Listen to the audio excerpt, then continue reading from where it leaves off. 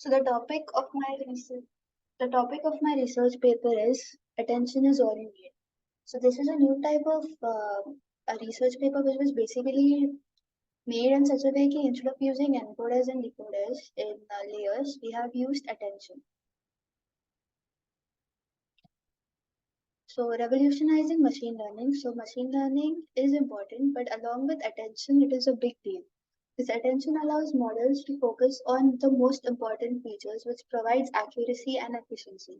So it is used in various domains like natural language processing and computer vision. But in this particular research paper, they presented the transformer, the first sequence transduction model based entirely on attention. So they replaced the recurrent layers most commonly used in encoder decoder architectures with the multi-headed self-attention. So what is attention? Attention is selectively focusing on certain parts. So attention can be used in many applications like sequence to sequence modeling, image captioning, and reinforcement learning. So in natural language processing, machine translation, text summarization, and question answering, attention could be used. And in computer vision, you could use it in image classification, object detection, and image captioning. So what are the different types of attentions? We have self-attention, multi-head attention, cross-attention. Main focus will be multi-head attention and scalar dot product attention.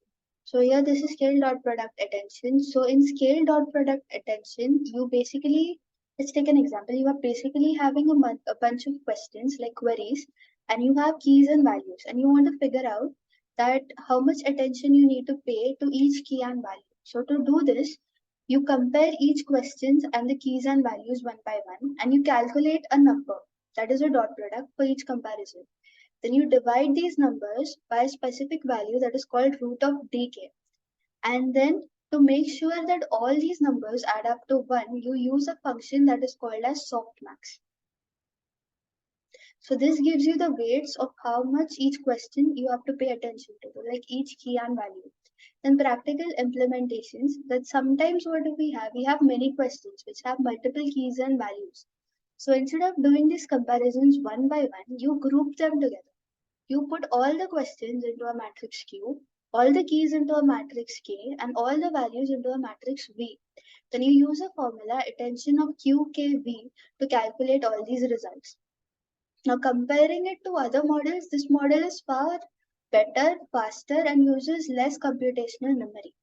Then we move on to multi-head attention. So, in scaled dot product attention, it is one at a time, or you could use multiple at a time in terms of groups. But here in this approach, instead of questions, let's talk about this. Like instead of using the same approach every time, they found it helpful to have multiple experts who are specialized in different aspects of the information. So they have multiple questions, keys, and values, and they send them to different experts. And these experts, we call them heads, and each head focuses on a different aspect like DK, DV, etc.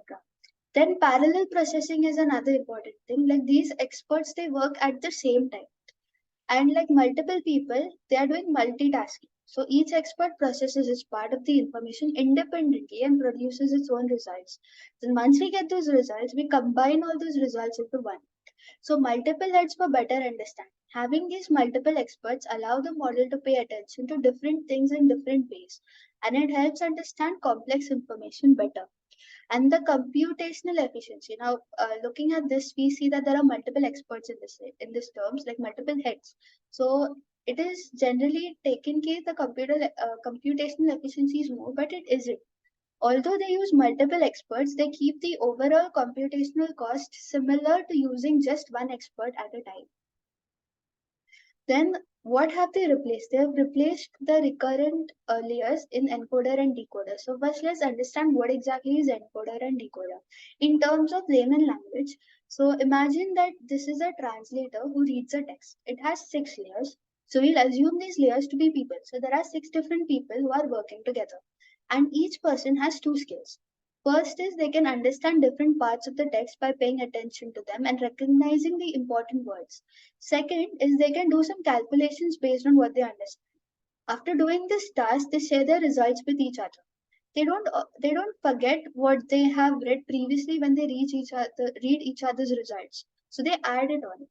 And decoder is now think of a decoder as someone who is a translator who translates the text back from another language. So again, there are 6 layers, 6 people. But here the decoder has an additional third skill. They also look at the results that the encoders people share and use that information to translate. Now, decoder does it sequence wise. Now, imagine you're reading a huge book and you want to go step by step reading one page at a time. So, you cannot skip the page to go to the next chapter and understand what is going on. So, that is similar to a decoder. Encoder reads and processes the input one step at a time, with each building upon the previous one. It captures the information in a sequential manner, considering the words or elements of the text in order of what they appear. So the decoder, when generating the output, also follows this sequence. It cannot skip. There are different kinds of attentions. One is encoder decoder attention, then encoder self attention, and decoder self attention. So these are different kinds of attentions. You can read it. Then feed forward networks are basically in each step, the encoder and decoder has a special computer operation called feed forward network. So in neural networks, we can basically change the weights inside these feed forward networks. Then we have embeddings and softmax. Now, in our language, we have words, but our computer cannot understand these words. So we convert this text into numbers. And how do we do that? We do that using softmax. It's a function. The positional encoding. Unlike humans, this model doesn't understand the order of things naturally. Like what is the sequence in which you form sentences? The model won't understand that. So it needs an external help. And how does it do that? It does that using sine and cosine mathematical functions. With that, it understands the position. Now, there are some challenges in attention. Multiple challenges are there. So, what have they done to address these challenges? So, how they've trained the model first of all. Training data and batching. So, they have trained it on a huge data set of sentence pairs in different languages. The sentences were transformed into a format that the model could understand and in batches. And the schedules. Now let's talk about how much they trained. The training was done on a powerful machine with multiple GPUs. They trained smaller models for 12 hours and larger models for days.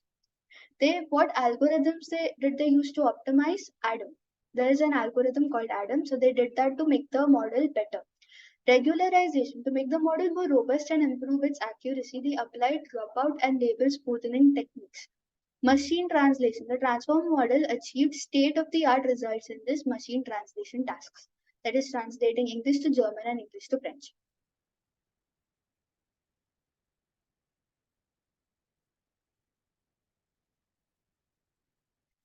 So in the end, this is the machine learning model but using attention.